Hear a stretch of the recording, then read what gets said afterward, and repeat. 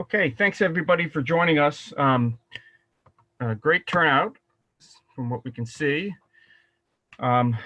60 people have joined us. So let me just dive right into it. I'm Tom Adams. I'm the policy advisor for the Ocean Project.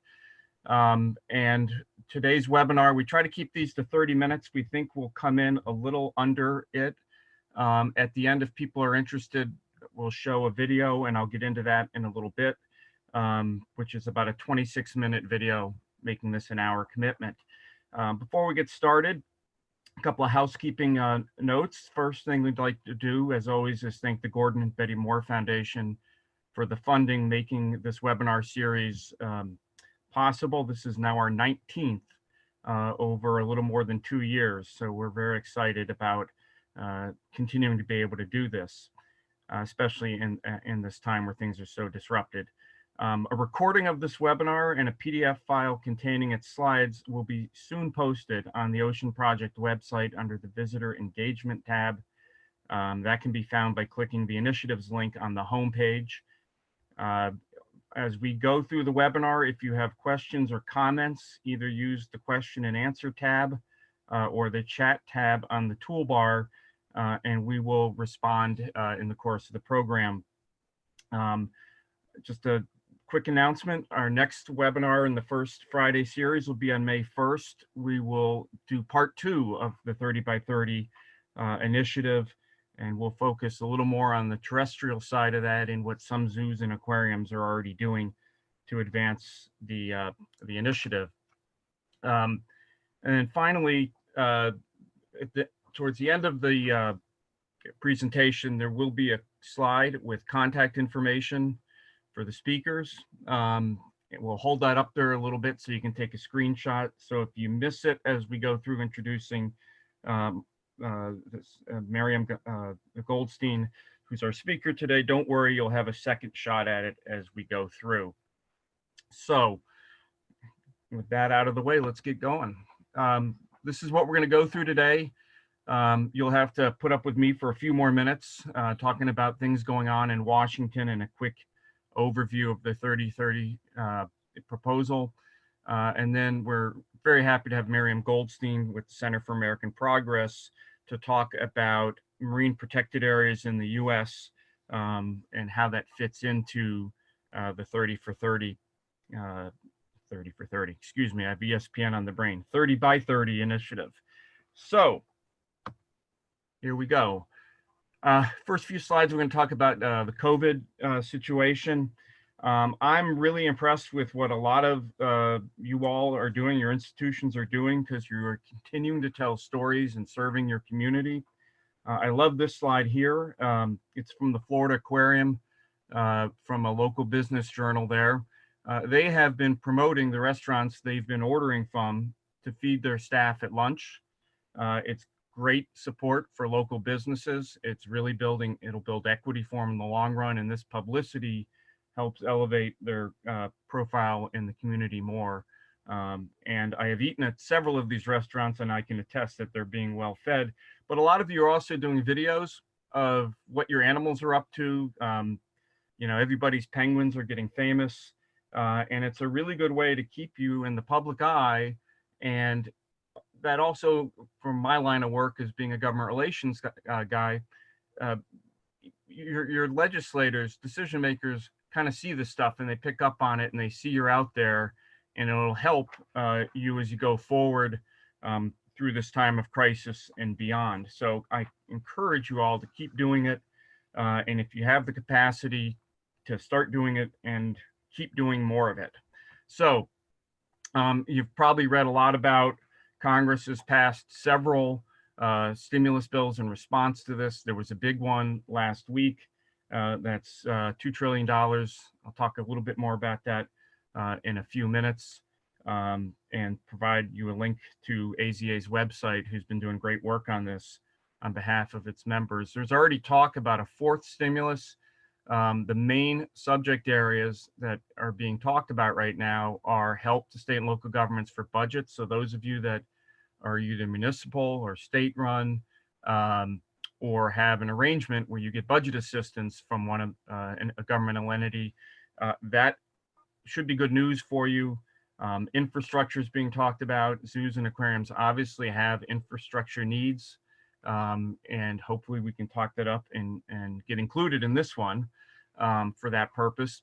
And then also there talk about more aid to nonprofits. There's a big slug of money that's available to a lot of different people in this third stimulus, including nonprofits. I think they're talking about a more specific carve out for nonprofits. So hopefully that will happen.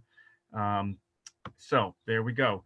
Here are the main provisions in the last stimulus bill. I'm not going to read through these. It's gotten a lot of publicity, but the long and the short of it is there's assistance for your institutions and assistance for your employees that you can find more information, as I mentioned, with AZA, who's got this web page up. It's great. It's got a lot of links that'll answer a lot of your questions, both as part of your jobs or if you're in a situation where you may be on the bad side of this individually. So I encourage you to go look there. If you're not getting this website down, don't worry, that's going to be on the speakers page later, and I'll leave that up for longer than this. So this is my part of where I get to do 5 minutes of what's going on inside the Beltway. One of the things we're seeing in all of these areas that I just scrolled up is a rollback of environmental laws, and in some cases right now, a cessation of enforcement of them, particularly at NOAA and EPA, the justification being that they're costly, they'll cost jobs. It's a return of the jobs versus the environment argument, which I personally thought we'd gotten beyond, but I think there's going to be more of that. Some of these are ongoing. Some of them, as the last one there, is an industry-led effort to try and roll back some of the advances we've made really over the course of the last 50 years, going back to the first Earth Day. So a lot of folks are working on this. If you have questions about them, feel free to reach out to me later. I'm happy to help. The other thing, election, what election? It's still going on. It's obviously taken a huge backseat. The Democratic convention was postponed. Primaries are being pushed back. And this is, I think, where it should be. It shouldn't be the focus of us right now, but it is something that is looming over the larger environment. So speaking of larger environment, Congress has basically passed that big bill last week, and then they left town saying up to a month. Part of this is logistics. It's really not safe for them to meet. They can't do social distancing in the Capitol. They haven't figured out a way to conduct business remotely. But in all honesty, the only stuff that's going to move is related to the pandemic. And that's going to be handled mostly at the leadership level. And they'll come back to vote if they have to on it. But what that means is opportunities elsewhere. And that's where we are today to talk about the 30 for 30 movement and growing it. So naturally, those of you who maybe haven't heard about it or were not able to get to AZA in New Orleans this year and see Enrique Sala's fantastic presentation on it. I'll do a summary in a second, but before I do that, I just want to say, for those interested, this is a video that we were going to show. Again, it's 26 minutes. If there's interest, even if only one person is interested, we'll roll it at the end. And again, it's 26 minutes. So what is 30 for 30? It's an ambitious initiative to protect 30% of the planet in a natural state. It's marine, it's terrestrial, it's aquatic, it's preserving intact areas that are, say, existing like national parks, intact areas that aren't protected right now, and then restoring areas that have been impacted. And you can see on the bottom there, this is where we are globally. We're about halfway there on the land, and not nearly as much progress on the ocean side as of October 2018. There's been a little more progress on there, so those numbers are probably slightly lower, but still not high enough. A number of international conferences, most notably the Convention on Biological Diversity, was going to be an influencing event that a lot of supporters of the initiative were organizing behind. It's been recanceled. It's not been rescheduled as yet, but those meetings will get rescheduled, and they'll be organizing opportunities. So the good news is, bad news is it's being delayed. The good news is we have more time. A lot of organizations like the Ocean Project and its World Oceans Day are working on it. You can see on that top picture there, trying to mobilize folks and grow the constituency and launch a movement. So I'm going to turn it over in just a second to Miriam Goldstein, but I want to first do a quick introduction. As you can see, she's the Director of Ocean Policy at Center for American Progress. Prior to joining CAP, she was the Legislative Director for Representative Jackie Spear from California. She led the Congresswoman's legislative team. She handled energy, environment, agriculture, transportation, and consumer protection issues. But what I'm most impressed with is she drafted and negotiated legislation that changed the rules for handling accusations of workplace misconduct against members of Congress. And those of us who spent time on the Hill have heard plenty of horror stories. Prior to that, she was a legislative fellow for the for the Natural Resources Committee in the House of Representatives, and also worked in the office of Senator Markey, dealing with climate, fisheries, and oceans. Representative Spear and Senator Markey are two of the best we have on these issues. But more importantly, she's the mother of twins, and as a twin myself, I wish her and her husband much better luck than my parents had. So Miriam, let me make sure you're unmuted, and just let me know when you are unmuted. Let me know when you want to flip the slides. Great. Thank you so much for that lovely introduction. And I am just hopeful that my twins do not make an appearance on this call, but we'll see how much time I have. So I really appreciate the invitation today to come talk about the 30 by 30 effort.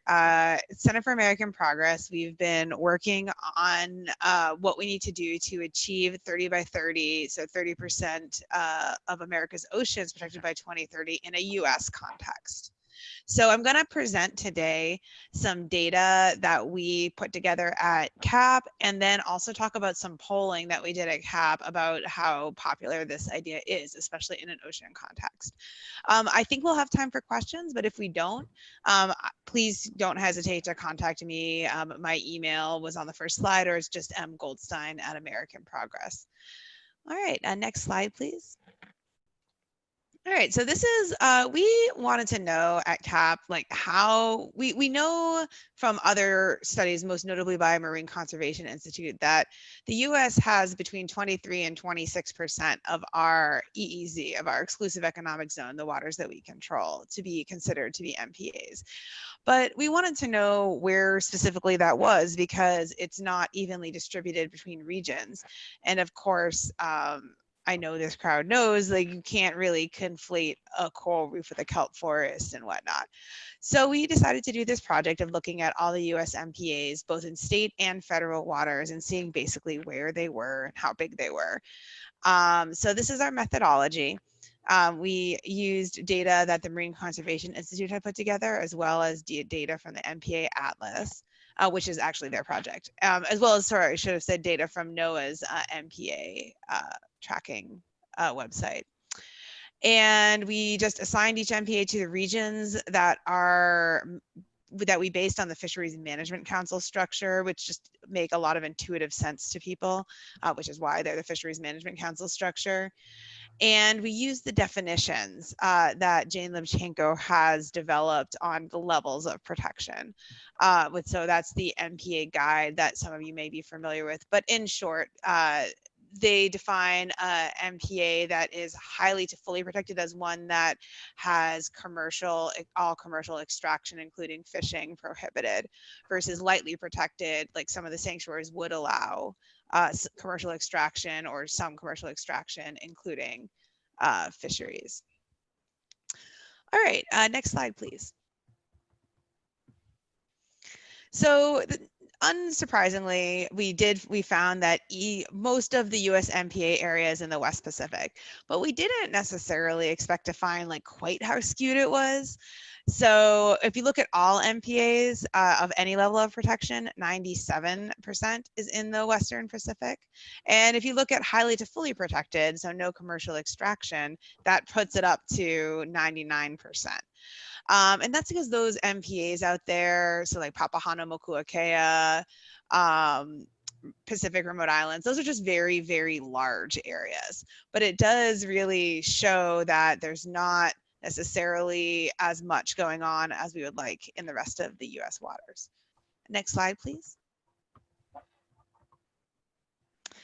But if you look at the number of MPAs, the Pacific coasts, California, Oregon, and Washington dominate. And that's primarily because of the Marine Life Protection Act that California has been instituting. There are many, although smaller by area, MPAs put in strategic locations. And of those, there are 90 that are defined as highly to fully protected. Next slide, please. However, a lot of MPAs are really small in the context of the ocean. We found that 70% of them 70% of them have an area that is smaller than the city of Washington, D.C. This slide shows a histogram on a log scale, so it's sort of compressed, but but you can get the idea of just how small these MPAs are. And numerically, most of them are in the order of 0.1 to 10 square kilometers, which is, I'm sorry, 0.1 to 100 square kilometers, which is really not very large at all in the context of the ocean. Next slide, please. Hey, Miriam, just so the square mileage of Washington, D.C. is 68 square miles, so that's not very big. It is not very big, no. And when you think about sort of the size of areas that ocean animals need, or that many ocean animals need, it's really too small to conserve, for example, fishes with any range at all, or many marine mammals. Yeah, just wanted to point that out. Oh yeah, thank you. No, I appreciate that. Thank you. Here we go. I'll go to the next for you. Great. And when we're looking at fully protected MPAs and how they're designated, it's really all about monuments. So we looked at how these MPAs were done under the law, and there were four main categories: monument, which is the executive declaration under the Antiquities Act; sanctuaries, which are done essentially by NOAA; something that a state or territory did; and then other federal, which is something like a national wildlife refuge. So, but when we look at the MPAs that, well, I guess when we look at overall MPAs, it's still mostly monuments by area, but there are some sanctuaries. But since most sanctuaries are lightly protected, they do allow commercial extraction. When we look at only highly to fully protected, it's really just all about the monuments. There are very little area that prohibits commercial extraction. Okay, next slide, please. Oh, so that was it for those data. Those are all published in a CAP white paper, whose title, even though I wrote it, I'm completely blanking on. But if you Google Center for American Progress MPA report, it will come up. And I'll also, when I stop talking, stick the link in the chat. So you can keep and treasure those graphs if they are useful to you. They're all in that report. And so now I'll briefly go over this polling that we did. Essentially showing that voters really do support ambitious conservation. Next slide, please. So this polling was done last year in February 2019, and you can see how it breaks down. It was meant to be fairly representative of US voters as much as we could. And and it was evenly split between Republicans and Democrats, with a smaller wedge being independents, and relatively evenly split between urban, suburban, and small towns. Next slide, please. So just for the top lines, large majorities of Americans believe we should conserve more of our lands and oceans. And the oceans of all this polls the best. 73% of the people polled thinks we should conserve more ocean than we more lands and oceans than we currently do. And specifically, 71% think that we should conserve more of our oceans than we currently do. It was really pretty amazing that people definitely do not think that we are conserving enough now and definitely think we should conserve more. Next slide, please. Let me just make sorry, a comment. No, it's okay. I mean, if you add in the currently consume conserve the right amount, and you have 7% or less think there's too much conserved. Yeah.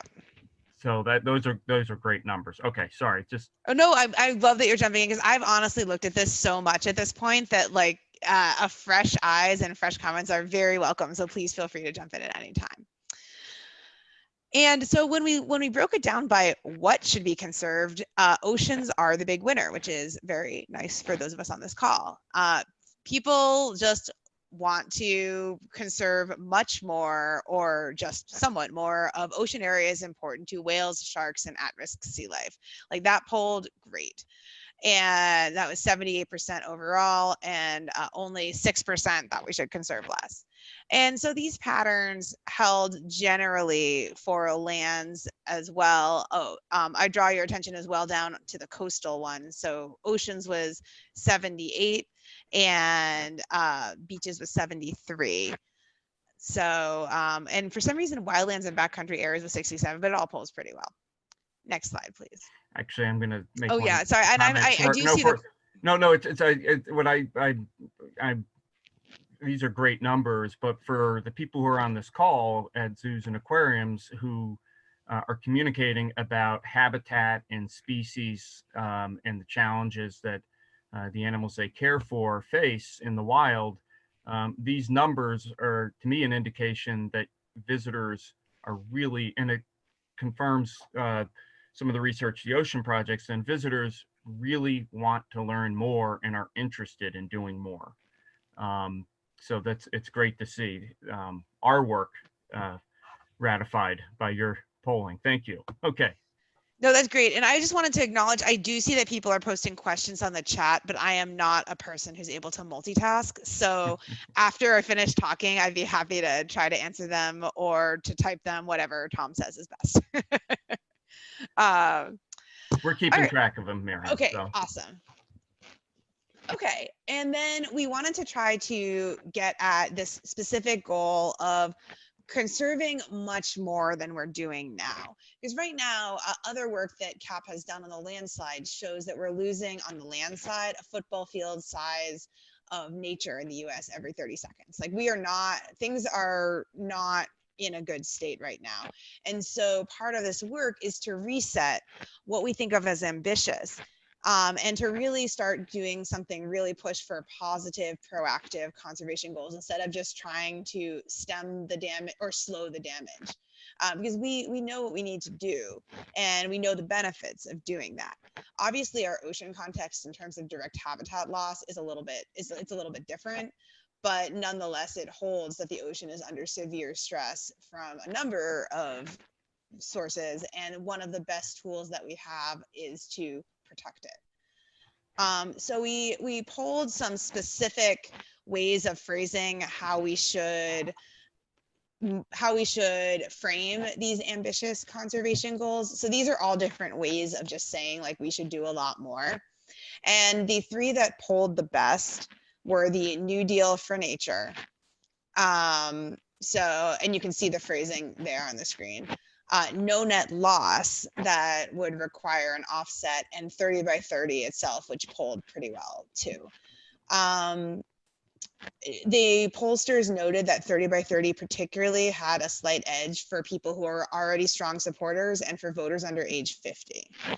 And we have since we did this a year ago, we have gone sort of towards the 30 by 30 framing. And that's both because it polled pretty well and also because it ties in with this larger global push to protect 30% of all the Earth by 2030. And I think this might be it, but I'm not sure. Next slide, please.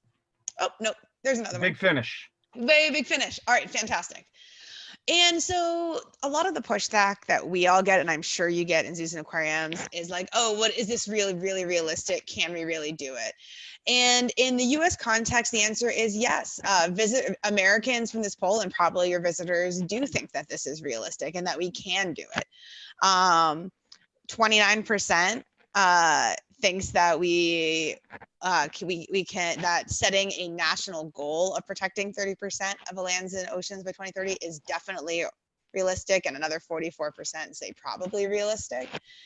And in fact, almost the same breakdown goes for actually doing it. So just saying that we should, not just setting a national goal, but actually like doing at least half of lands and ocean areas. And a shocking percentage of those say also that is realistic. So I think that, as Tom pointed out previously, in the context of zoos and aquariums, I think that there is a lot of enthusiasm out there, at least based on this poll, for really pushing these goals. All right, and that is the last slide, I think, this time. So, I mean, it's my closing comment about these numbers is, while this sounds like a really ambitious thing and maybe not achievable, what this polling shows is there is potentially really strong support. It's just making the contacts and mobilizing people to do it, because in my experience, having worked on conservation issues, government relations side through previous economic downturns, the public support for this stuff never goes away. So my guess is if you took this poll, say in 6 months, then the numbers may not be as strong, but they won't be that much lower. It's just, this is part of the American ethic. So I promised the contact information. So here it is. And I know there were a couple of questions. One of them was, is there an outreach toolkit that people can obtain? And on the worldoceansday.org website, there is such a toolkit that and additional resources and people you can contact. So I'd encourage folks to first look there, and if you don't find what you're looking for, to follow up either with the World Oceans Day staff or with me, and I'll help you get the information you need. There was also a question about a report that's coming out. The Ocean Project has done a number of visitor engagement projects on issues, most recently on marine protected areas, with the support of the Heartwired Project, which is a Packard Foundation project. And the report on that will be coming out, I believe, very soon, perhaps within the next month or so. And it sort of jives with what I said earlier about the guest and your visitors really interested in not just learning more about these issues, but taking action on it. So anyways, so those were the questions that I saw earlier. Let me just make sure I'm not missed anything. Is there a website for the 30 by 30 project? The answer to that, the question should be, are there websites for the 30 for 30 project? You know, we are linked in at the World Oceans Day to a lot of the same information. We've pooled resources from our partners. But honestly, I think if you Googled 30 by 30 initiative, as I did earlier, you'd find a bunch of different sites. The impetus for this is from the Weiss Foundation, whose benefactor has pledged $1 billion or more to make this happen. So he really kind of jump-started it. So the Weiss Foundation could be another place to look. But if you are a zoo or an aquarium looking for specific stuff that's more in tune with the work you do, I would start at World Oceans Day and go from there. And again, if you need more information, we can help you get that taken care of. So I hope RD, who asked that question, is still on, and we'll make sure he finds out. Also on the chat function, you can see Miriam just added those links that she promised to do for the slides and the information. So I don't know if those are the questions right now. I have not seen if anybody is interested in watching the Eric Sala speech. If you don't have time now, you can find it on YouTube. And he's done a number of these TED Talks, World Economic Forum. He's done quite a bit. So we'll hang out here for a few more minutes. If you have to go, we understand. Thanks for joining us. And if you have any questions, we'll hang out for a few minutes and see. Okay, somebody wants to watch the video, so we will roll it in another minute or two. Okay, here we go. Here comes the video. And we'll keep answering questions or responding while it rolls, so we'll be here. Thank you, Peggy. I was probably going on an expedition to a remote place. Good morning, everyone. Oh. Thank you so much, AZA, for inviting me here today. As long as I've worked in the field of conservation, zoos and aquariums, I've always had a special place in my heart because you offer something that few institutions can, which is an up-close relationship with our wider and wider world. Every day you transport your visitors to, do we have slides? There you go. Every day you transport your visitors around the world, and you allow them to explore every ecosystem of the planet and the wildlife within it. And in the process, you act as some of the greatest advocates, raising awareness about endangered species, but also inspiring the next generation of conservationists. This is why you hold a special place in my heart, but also I have to admit that I am a member of the board of directors of the National Aquarium in Baltimore. And when John Racanelli first asked me to become a board member, I was a little skeptical because I said, well, I work in the field to save places, and the aquarium, what's the link here? But when John took me to the aquarium and I learned about their conservation work, I said, wow, I'm in. So I'm a little biased, I have to admit. But there is another reason why I'm excited to be here today, is that all of you are survivors and innovators and leaders. And when globalization came, people thought that we could experience the world on our phones, right? And some began to question the need for zoos and aquariums. Many people thought that you could experience nature virtually. We wouldn't need to go to an aquarium, we wouldn't need to go to the field anymore. But all of you have proven that screens cannot replace the experience, first-hand experience of seeing animals. And all of you have proven, thank you, that's for you. All of you have proven that smartphones cannot save endangered species, but you can, and you have. Think of the European bison, or the California condor that Ken told us about, or the Arabian oryx. These were species that became extinct in the wild, but now thrive in the wild because of the efforts of zoos and aquariums around the world. And we all need that kind of leadership today. We need that willingness to try something crazy if we are going to preserve our planet. But as much as I love zoos, I don't want a zoo to be the last place where you can see an elephant or a giraffe. As much as I love aquariums, I don't want an aquarium to be the last place where you can see a shark, because we know it too well. Our survival depends on their survival. And I want to talk to you today a few minutes about what we do, why we're doing it, and why we need all of you along this journey. I came here as an accidental activist growing up on the Mediterranean shores of Spain. I didn't have a zoo or an aquarium nearby. I had to go to the Barcelona Zoo, and back then it was a horrible place with concrete cages, with bars and animals that were very poorly maintained. But I found the next big thing, Jacques Cousteau's documentary shows. And those inspire them, those documentaries inspire me.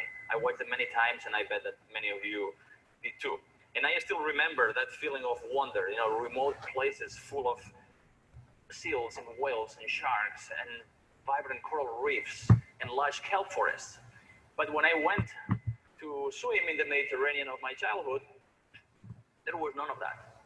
All I saw was sea urchins and barren seafloor. And the other animal thing was a fish smaller than my mask. Years went by, I became a marine biologist and then a university professor, and I studied the impacts of humans in the ocean, the impacts of fishing and climate change. And one day I realized something. All I was doing was writing the obituary of the ocean.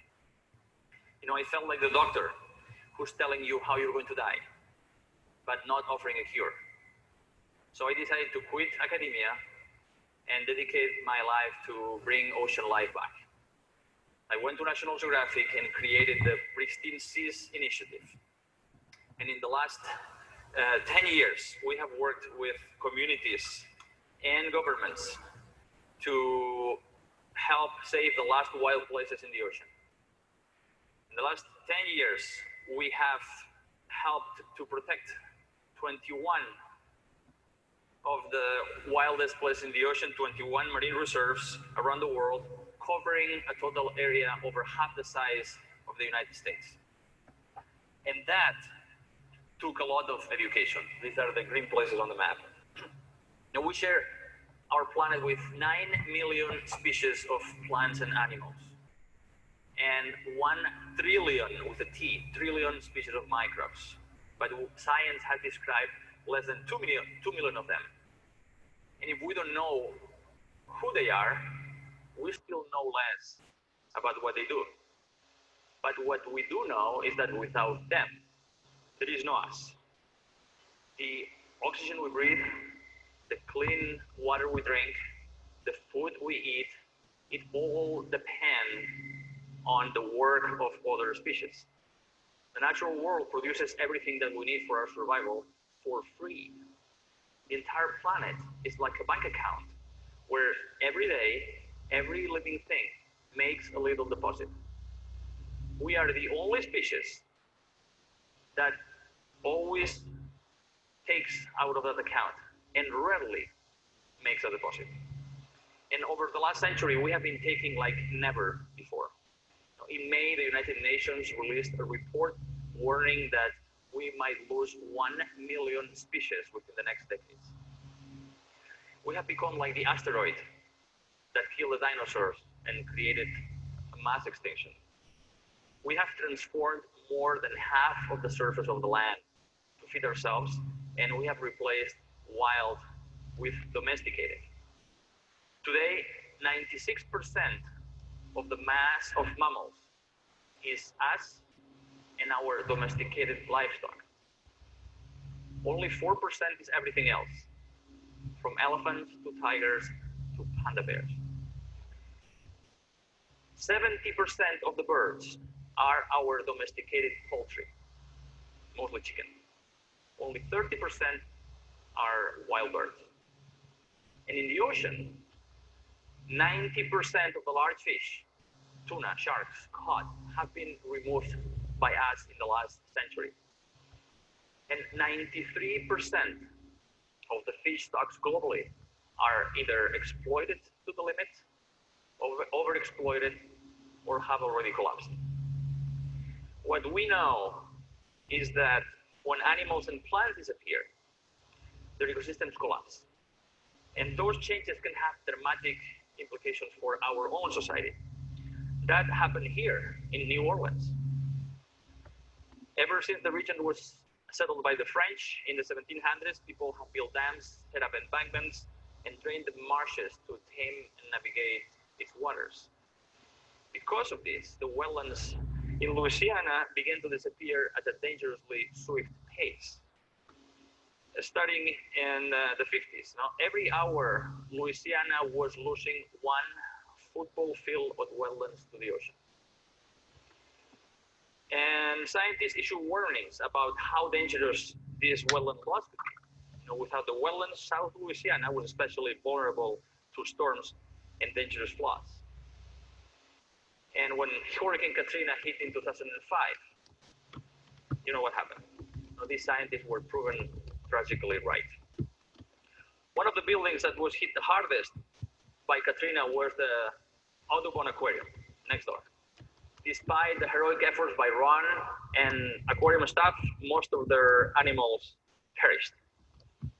Fortunately, the aquarium was able to reopen its door a year after very serious repopulation and reconstruction efforts. That's why education is so important, to change the way we do things before tragedy happens in places like New Orleans or the Amazon. You know, we've all watched in horror what happened in the Amazon in the last few weeks with the fires. But you know, why should we care? Well, the Amazon is one of the richest places on the planet. The Amazon is so rich because it produces its own rain. The water, the trees absorb water from the ground, bringing up to the leaves. Part of that water transpires, similarly to how we produce sweat. This massive amount of water vapor over the forest at one point condenses and creates rain, creating low pressure and drawing moist air from the Atlantic Ocean and creating this giant conveyor belt, a river in the sky. So the forest produces its own rain, which waters itself. But if we lost more than 20% of the Amazon forest, the forest wouldn't be able to produce enough rain. The climate would turn into a drier climate and the forest would become a savanna. And over time, most of Brazil would become a desert. If you think the weather patterns of the last few years have been a nightmare, wait until we lose the Amazon. But among other things, forests are also huge sinks of carbon. They store huge amounts of carbon, which help to mitigate climate change. You know, forests and other ecosystems are our life support system. But we are unplugging our life support system for short-term gain. Instead of protecting these wild places, we are systematically destroying them. The irony is that the fate of the species that our survival depends on is now in our hands. That's both good news and bad news. And here's the good news. We can save these places and we can save ourselves. Now, all we have to do is to give these ecosystems the space they need to come back. If we let nature find a way, nature will find a way. And I know because I have seen it happen. And I'd love to give you an example. There is this little place called Cabo Pulmo in Mexico, in Baja California. In 1999, that place was an underwater desert. The fishermen were so upset with not having enough fish to catch that they did something that nobody expected. Instead of going after the last few fish left, they stopped fishing completely. They created a no-take marine reserve, national park in the sea. We returned 10 years later, and everything had changed. What had been a barren landscape was now a kaleidoscope of life and color. We saw it come back to pristine in only 10 years. And even the large predators came back, like the groupers, the sharks, and the jacks. You can see this in Cabo Pulmo now every day. And you know who else is thriving? Those visionary fishermen who are now making far more money from tourism inside the reserve and fishing around it. And I've seen this in many other places around the world. You know, on average, the abundance of fish is 6 times greater inside the reserves than outside it. And once these reserves are repopulated with wildlife, then the tourists come in, and the economic revenue far offsets the fishing revenue. In the Great Barrier Reef, for example, that ecosystem brings in $5 billion to the Australian economy every single year. In the United States, every dollar that our government invests in our national parks produces a return of $10 that go to tourism mostly, that go to the local economy. But right now, not enough of our planet is protected. Now, how much do we need to protect? And this is what the research tells us. If we want to prevent the loss of 1 million species and the collapse of our life support system, if we want to avert climate catastrophe by staying below 2 degrees Celsius, we need half of our planet in natural state. Where do we stand now?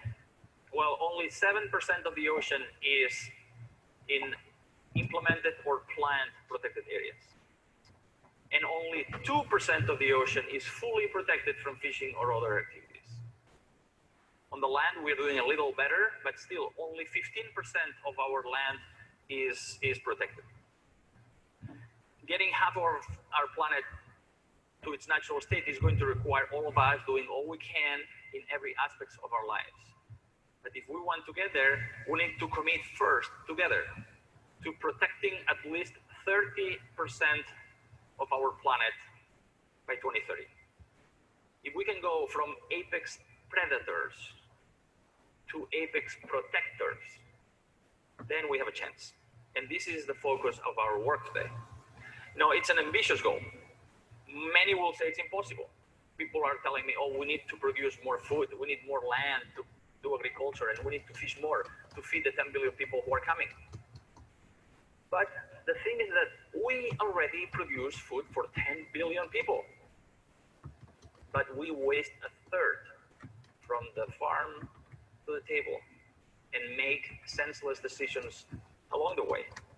If we get a little smarter about the way we eat, the way we farm, the way we fish, we can have both a healthy planet and a healthy food supply. Now, also, some people say it's too expensive. Well, we have estimated that a global network of protected areas covering that 30% of the planet would cost about $100 billion per year. Like, wow, that's too much money. We don't have the money. Well, but think about this.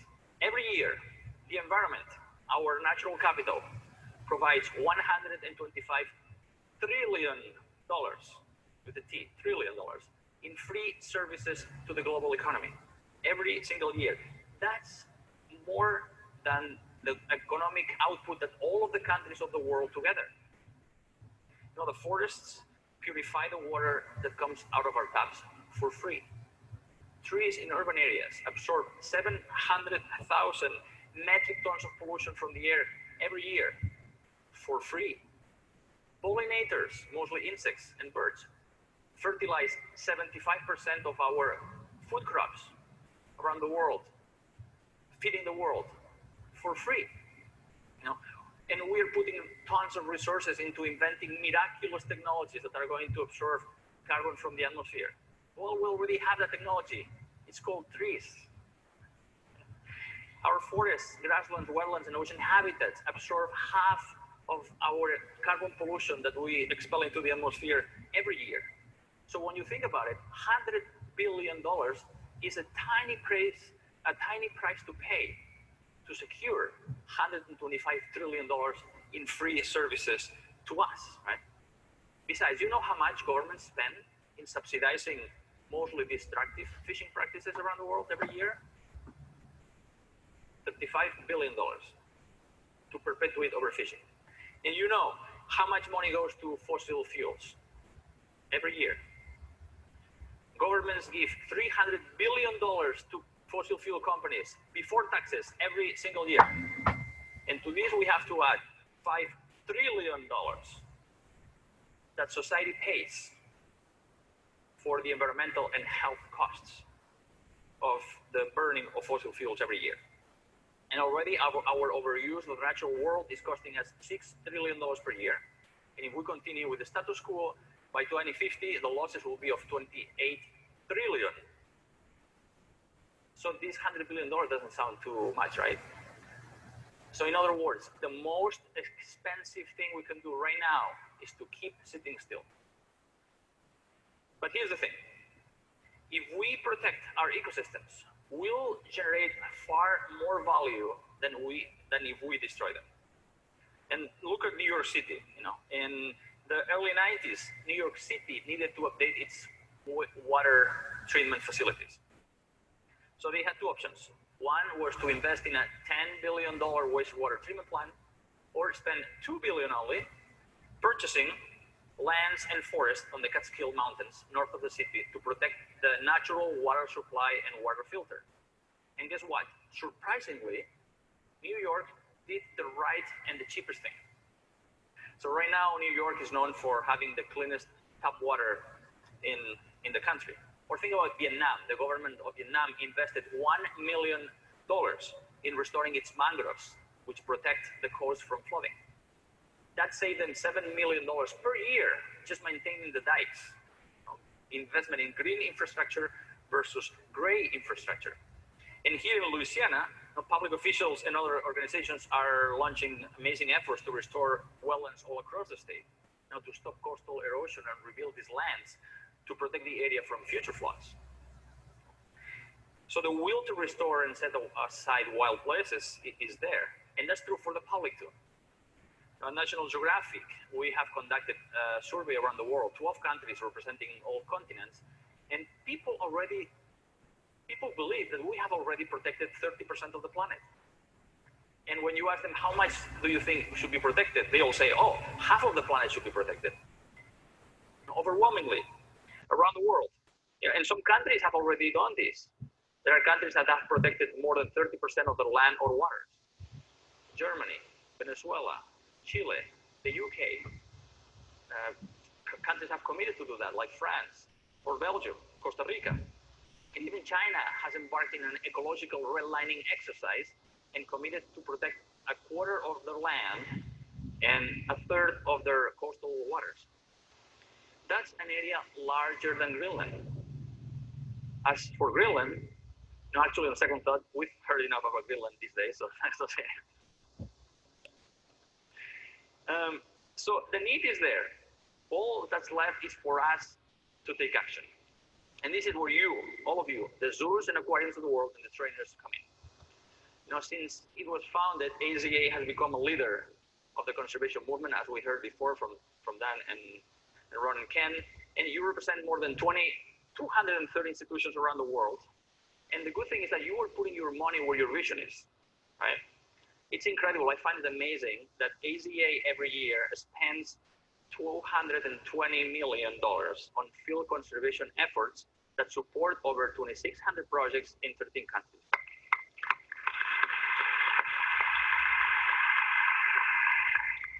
So thank you all for this. It's really impressive. We were talking with Dan before. That means $1 billion on conservation projects in the field every 4 years. Wow, it's really extraordinary. And of course, your talent at balancing entertainment, education, and conservation is on display every day. So it's a no-brainer that every year you draw 200 million annual visitors around the world. That's more than all the number of Americans that go to every professional sporting event combined. And here people love to go to sporting events. So 200 million people means 200 million opportunities to inspire wonder at our natural world. 200 million interactions to inspire people to become the next Jacques Cousteau. 200 million opportunities to teach people about the importance of wildlife and wild places. This is why we need you. The world needs you. The plants and animals that you shared with your audience with need you. And this is how you can have an extraordinary impact right now. In October next year, the countries of the world are going to meet at the Conference of the Parties, what's called COP15, of the UN Convention on Biological Diversity. This is the time and the place where the world is going to assess how much land and ocean we have protected and how much more space we are willing to give to nature. That conference in China in October 2020 should be like the Paris Climate Conference, only for nature. And without exaggeration, in October 2020 next year, the world is going to decide if we save the natural world and ourselves, or we accept the collapse of human society. That's why my hope is that at this conference here in New Orleans, we all commit to the importance of protecting 30% of our land and ocean by 2030. I know that the National Aquarium has already endorsed this target, and we need, thank you, John, and we need the zoos and aquarium of the world to endorse it. And we need your 200 million annual visitors to call for this. Now, next year, we need to go to the United Nations and show 200 million signatures from around the world of people asking for more protection of the natural world, more protection of our life support system. Therefore, I beg you, the world begs you, life on Earth begs you, to ask your visitors to sign a petition to world leaders to agree to commit at least 30% of our planet by 2030 as a milestone on our way to half of our planet in natural state. It's very easy. You can send them to this website, globaldealfornature.org, where you can sign the petition. I hope that you all do this before you leave this room today, and ask your visitors to join. You know, along the way, we must continue capturing the public imagination, sharing just why these species are so worth saving. Some have said that the current rate of biodiversity loss on our planet is like the slow burning of the library of life. And I believe the jobs of zoos and aquariums to be the safekeepers of that library. You know, a way to share the stories of our planet and its many beautiful, irreplaceable species. It is my job and your job to inspire the next generation so these stories can survive onto the next chapter. We have one chance to get this right. And if we take it, then our biologists will no longer have to write the obituary of our ecosystems. Our children will not look at us disappointed and angry. Instead, they'll be able to enjoy a healthy and sustainable planet, one brimming with the flora and fauna that now we can see at your zoos and aquariums. I look forward to reading more stories like Cabo Pulmo or Vietnam or New Orleans. Stories of resurgence, stories of renewal, stories of people coming across the world to work together to save that wonderful planet. Thank you.